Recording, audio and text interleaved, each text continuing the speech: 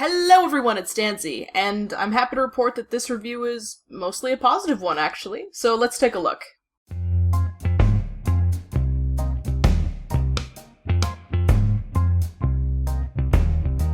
Oh god, Bran, I don't even think I realized how much I missed you. And come on, you gotta admit, how great was that flashback scene? I love how it mirrors the tragedy of both generations of Stark children, and it shows that no matter how much you train for war, you're never really ready for it, and no matter what, it's always gonna take the innocence of those involved. Which touches on a pretty major theme of the books, actually. I also really liked that Meera was given a moment, too, because I think she's a great character to utilize in Bran's story. Other than that, I don't have much else to say. I really enjoyed the hell out of all of it, and it's been my favorite part of the season so far.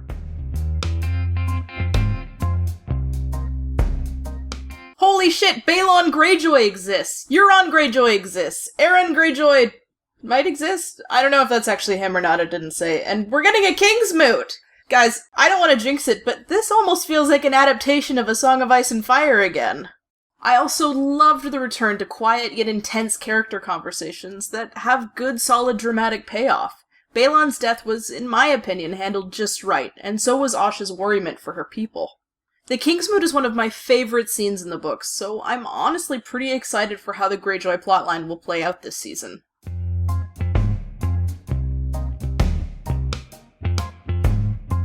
Straight from last week's bottom to one of this week's top spots, it's a Sansa scene.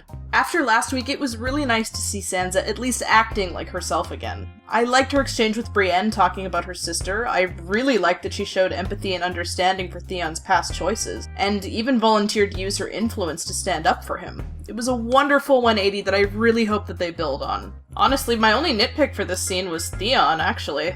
I'm gonna call it now and say that the reason for his urgent exit is just so that he can get recaptured next episode. Traveling back to Pike on your own sounds like a really bad idea there, buddy.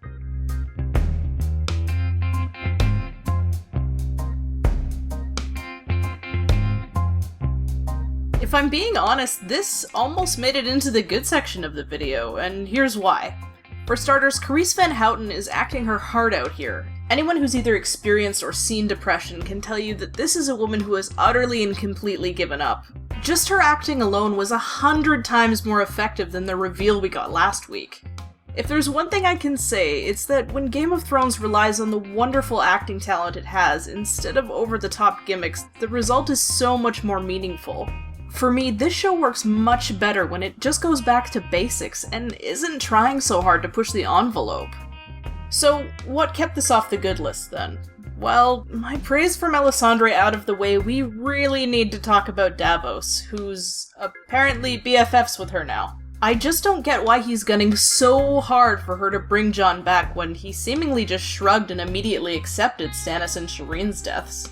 I think it would have worked way better and been more motivated if Ed had instigated Melisandre's aid. It would have been engaging to see such a nihilistic character who jokes about death not being so bad all the time actually break down and plead with Melisandre for anything that would have even a chance at saving his friend. I mean, come on, it's right there, why don't you use him? Make Davos go get the wildlings off screen.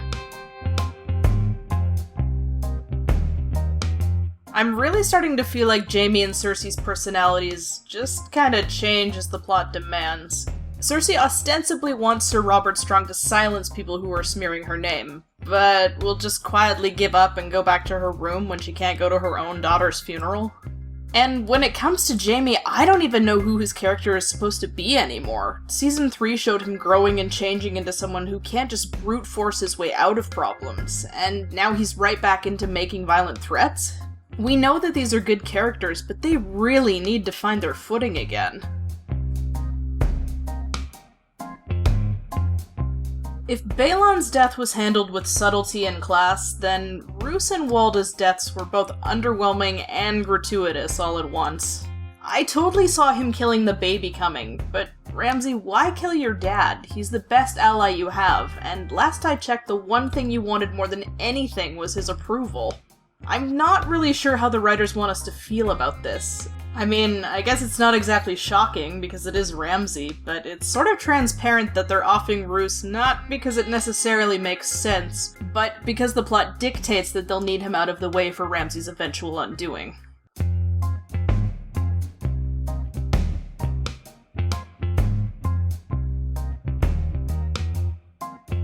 Here's the thing. Tyrion has plot armor about 8 feet thick, so there really isn't any stakes to him climbing down into a dragon pit, because we know full well that fan-favorite Tyrion isn't going to meet his end by becoming an accidental dragon snack. Paired with the fact that the show version of Tyrion is pretty void of character flaws, now more than ever, I gotta be honest, he's starting to feel really stale. And it's almost like he's written as if he knows how bulletproof and infallible he is, because his dialogue isn't clever or funny like it used to be. He's just coming off as a cocky know-it-all, and not in a fun way. I think it all boils down to the fact that Tyrion doesn't really have his own storyline right now. He's literally just waiting around in Meereen, and because they don't want to not include such a popular character, they're really stretching to give him things to do. Guys, this feels really weird. For the first time in almost 2 years, I sat down and actually enjoyed a Game of Thrones episode.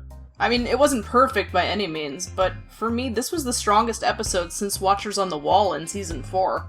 Despite it spinning its wheels a bit last week, it feels like Season 6 is now putting its best foot forward, and I'm cautiously excited for next week and the rest of the season. That's it for this week, guys. With a couple of exceptions, I thought this episode was pretty good, but let me know what you guys thought in the comments, because I'd love to hear them. Make sure you like and subscribe if you enjoyed the video, and I'll see you guys soon. Take care.